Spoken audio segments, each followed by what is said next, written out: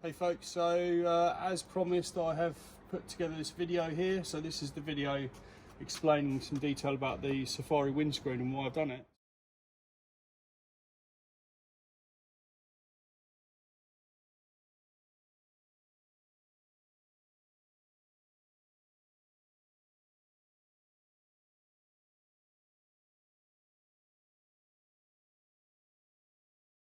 So the reason behind producing this is we have a lot of sun here every year. So by May, June, July, it's the same anywhere. With heat, we decided we didn't want to have the roof fully convertible from obviously the sun on the head.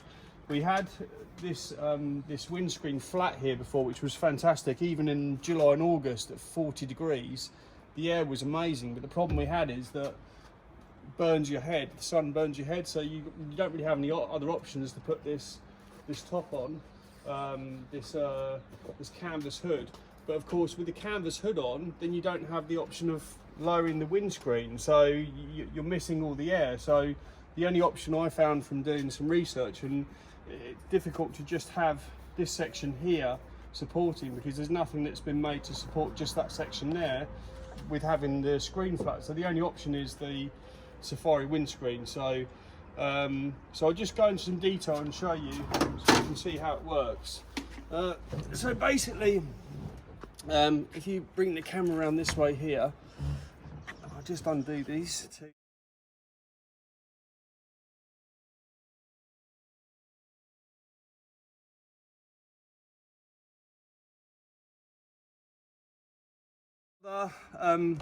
There are some other joints on the market that will allow you. This is quite tight because obviously we were driving this yesterday. So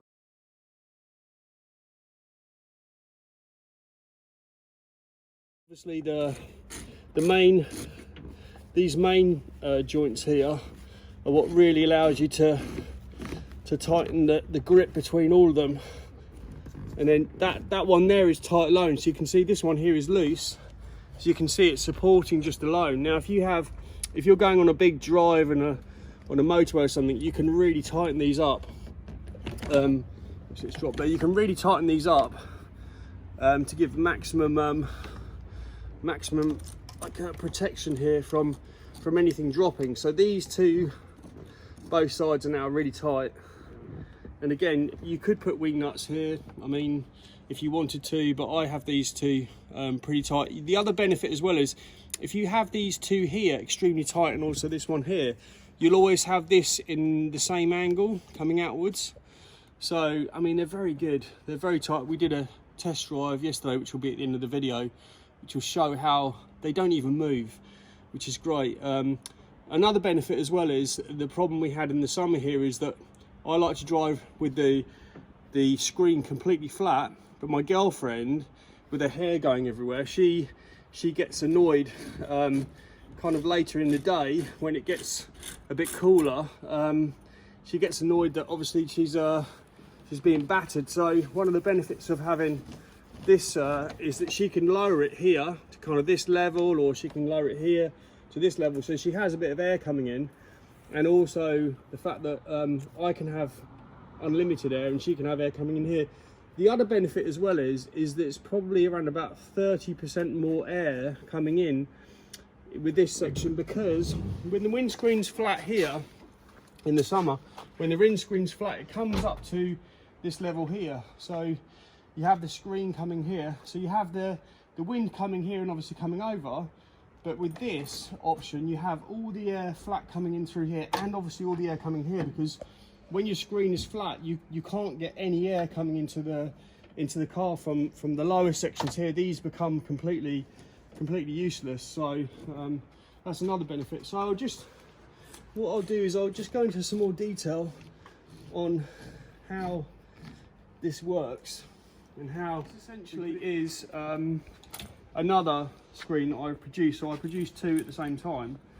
So if you come over here, you can have a look at some of the detail on the inside of the screen here and how this has been put together. So there's a few points here that are really important. So I used a really experienced welding company to produce these for me.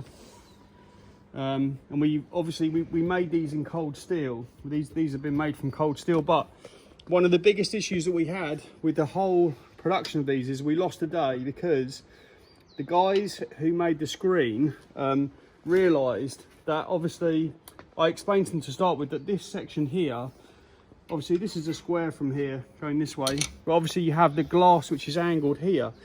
Now when they did the calculations of like the geometry or whatever they didn't factor in that when they cut the corners, and you can see when they've cut the corners, when they've cut the corners to weld them, they lost a couple of centimeters in total, the whole diameter, and that then had to lead us to add some sections in here to make them wider. So I'll just show you as well how this works with the glass, and this is important as well. I'll just undo this. So when you buy, if you guys are planning on doing this at home, or you're planning on getting welders to do it, I was looking at different options of how you produce the frame. Now obviously you can't weld the frame with the glass in, because the glass will shatter from the welding, from the heat. So what you have to do is this is what you have to do, is you have to produce these sections here, which and we'll zoom in so you can see these. So you can see these pop out. You can see that these actually pop out. So these pop out here, and you have the screws which go in these top sections here. So what actually happens is these just slide in, and then your screw here goes in. Obviously the screw's been shortened because we've got glass in here. Now if you're wondering why this has got silicone in, this has got silicone everywhere, is that I made a major mistake when I first made these, because when I went to a glass fitter, they said, oh no, just use standard silicone, you can use clear silicone, it's perfect for this, it works perfectly. It doesn't. I should have actually spoken to a glass manufacturer or glass company that makes glass for cars, because that's not the case at all. But I got lucky, because when I filled these with silicone originally, the silicone went everywhere, all over the glass, had to remove all the silicone off the glass. When I fitted these originally, it's actually left this lovely membrane here inside the frame, which is a bit like rubber. It's tiny, thin. So when the glass actually slides into these, because I did all four with the silicone and removed it, when the glass slides in, it has like a nice protective barrier on it, so that it's not touching metal. Now you obviously don't have to do that. You can use obviously the standard silicone, or you could simply just buy the correct silicone and put like a very small layer on, so that when you slide the glass in, it's covered. Now the thing is, if you're wondering how the frame is made, so the frame is two L's, L shaped. So you have one here and one here. So how that works is quite simple. You buy the L shaped cold steel, and one of them slides on top of the other to create this L shape here. So you can see here, one of them slides on top of the other, and you get that nice L shape. So the welder doesn't have to like weld any corners in. The only disadvantage of this is when obviously you weld the two together to create this frame, this kind of framing here, you're going to have to paint the cold steel afterwards. So I've used a zinc paint. I'll show you some pictures of the zinc paint in the video. Zinc paint, but bear in mind also this stuff is nasty, so you must wear a face mask with this. With the second, then also when you've painted that, you obviously need to mask everything up, because you don't really want to be painting the galvanized steel with the same zinc paint.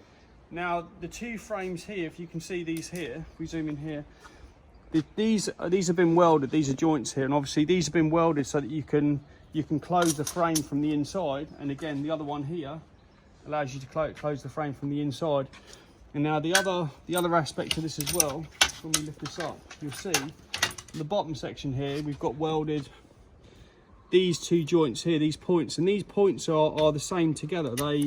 These points are all through the same large bolt here, and And obviously when you have to put these together with these separators, for example, these go on like this. I think I'm missing one. These go on like, here we go. These go on like this, and then so this is how this connects, and then you've got this arm here that comes back up,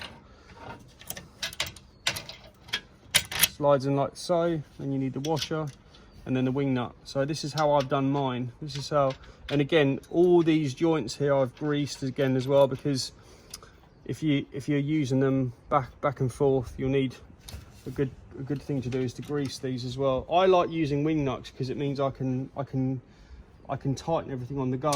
So, and it's a good system. It obviously the difference between it being in the frame like it is now and when the glass is in, it becomes a lot heavier, noticeably heavier. Hence why you really want to have a good amount of control with these. Now, but obviously, again, the benefit is if you have these really well welded, there's three joints per corner to stop these from moving. So you've got six kind of redundancies here, which is great. The other aspect as well, if we zoom in here, so these joints here, where there's obviously where the frame moves up and down here, obviously these are opposite, so you have to make sure you weld them so they don't slide out, because these can slide through. So the welders, obviously, they informed me that they have to be the right way around. I bought bigger ones, but they suggested to me the better thing to do was to buy the smaller ones. And you can also see there's like a gap, so they made sure there's like a gap here for the rubber. And I'll show you the rubber seals over here on the finished version here. So the rubber seals here, you can see, if you come and zoom in here, you can see these rubber seals. They're simply, and I'll put links to these.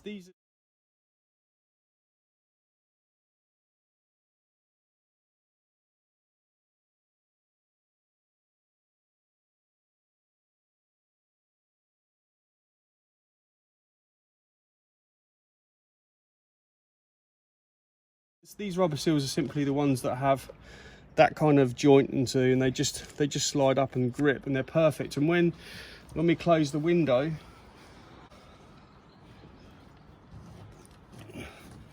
they do quite a good job of if you zoom into this section here, they do quite a good job of sealing the water, because let's just push this down here, sealing the water, because here, if you look in this area here, you've got like a channel here which compresses the rubber. So they're pretty good. Now you're probably wondering, how am I going to close them from the inside? So this was one option that was included in the kit that I bought. This was one option here that was included in the kit that I bought, which was here. You can see this here. This here, let's just lift this open. This here is supposed to connect to this section here. These are loose, so this would connect to here, and you would be able to then lock it from the inside. But I didn't like this idea of having these, and I bought these as a kit. I bought these with these struts from the same company in India. I didn't like the idea because you're going to have these hanging down when you're driving, so you don't have a clear view of anything. So the idea that I have for mine is to these two things here came with my roof.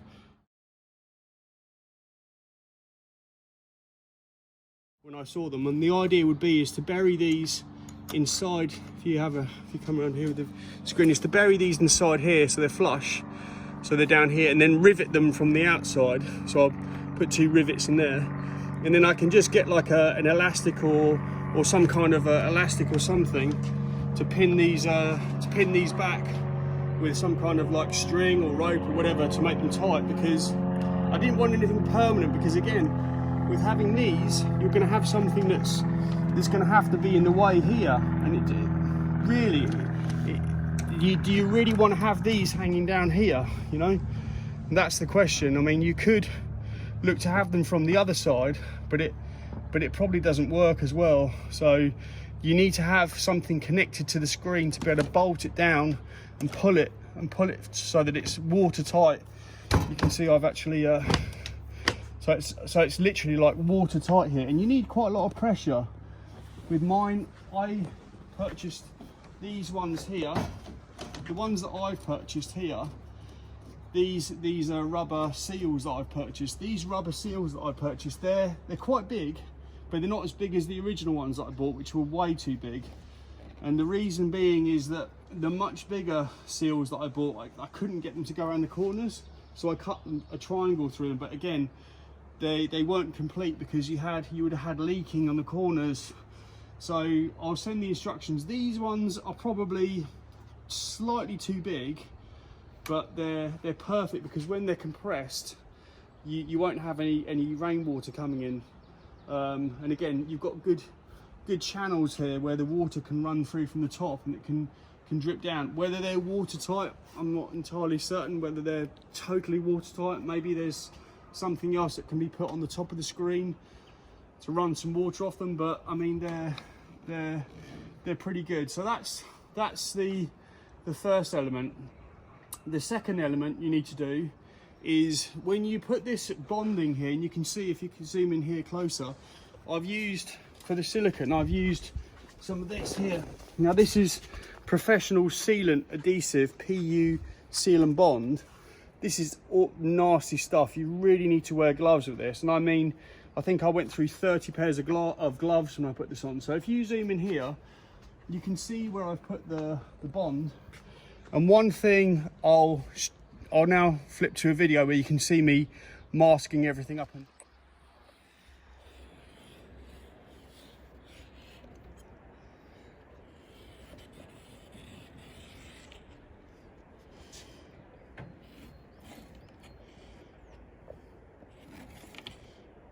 if I peel this off now, in the front here, peels off exactly to the edges.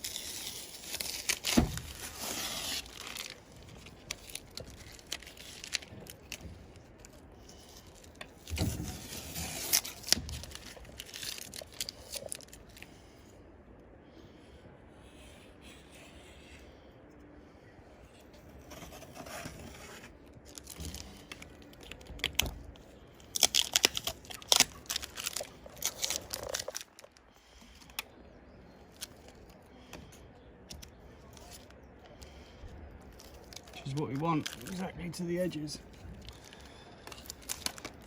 When you put this bond in here, this sealant, you really want to only make it go to the window's edge here. And the reason being is because you're just going to have to cut it. And you see, there's another video I'll flip to now where you can see I'm cutting the glass. You'll slice the glass to here. And one of the most important things of doing this, obviously this is post painting this glass, because you really want to get this glass painted with zinc or something else to keep the rust away from it, because this is cold steel. When you're putting this sealant in here, you really need to mask everything. So you're going to mask the frame, you're going to mask the glass, you're going to mask everything, but only up to the point where you want. So when you can see with the video I'm going to show you now, I'm peeling them off. But once you have this in, it's pretty good stuff. And if we flip to this to the screen here, you can see what actually happens when you've slid the glass in. When you've slid the glass into this section here, when the glass slides in here, obviously once this is all tight and gripped everything, you're going to have a small channel each side. To squeeze this bond through, and it's worth just squeezing it through it and just using your finger with the glove to flatten it and make sure that it's consistent. And then the great thing about this, other than the other sealant that I use, which is the screw, one of the benefits of using this is it cures within. This one actually cures within an hour to 24 hours. Now there are better ones on the market for professional car window people that cure within half an hour and they go hard. I didn't want that, so I found this one here, and I think I've used 5 or 6 for the whole windscreen. So that's the whole each side, 5 or 6 of these. The difference being is this unprofessional type of this one here. You can see here this silicone it has a lot of air in it. It's not very thick, so you'll find you'll go through like 10 of these rather than say 5 of these. So this variant here, it's a lot thicker and denser, and when you squeeze it in, it's gonna take up more space. But you don't need to squeeze in too much, because remember, you're going to be cutting the edge.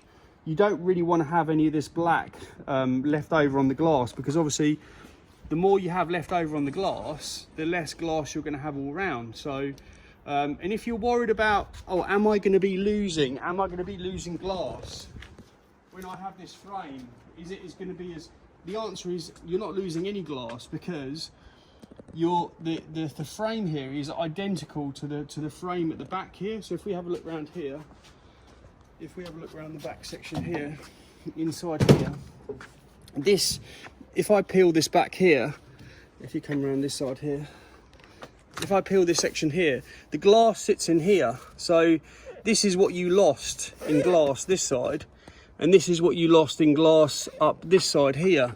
So it's pretty much the same. You've not lost any glass.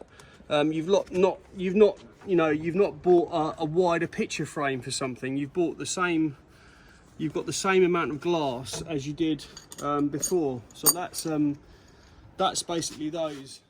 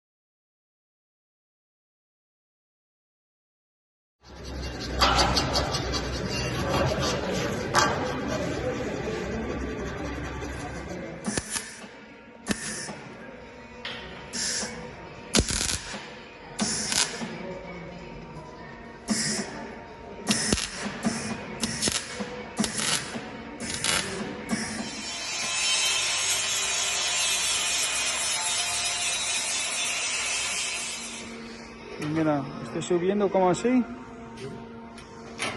Y del otro aquí. Está bien, ¿eh?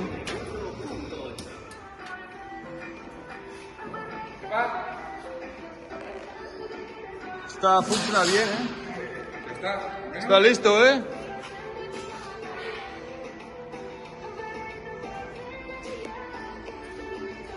Hay que soldarlo todo y ya está. Hay que soldarlo todo y ya está.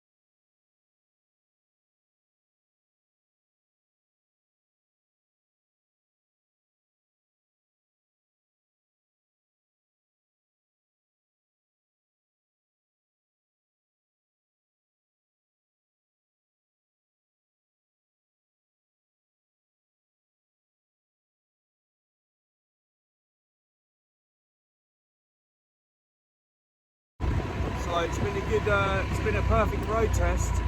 Everything's held up. Well, the good old we got to, I think, we get to nearly 70 kilometres an hour, and it's absolutely nothing has moved. So I think success all round.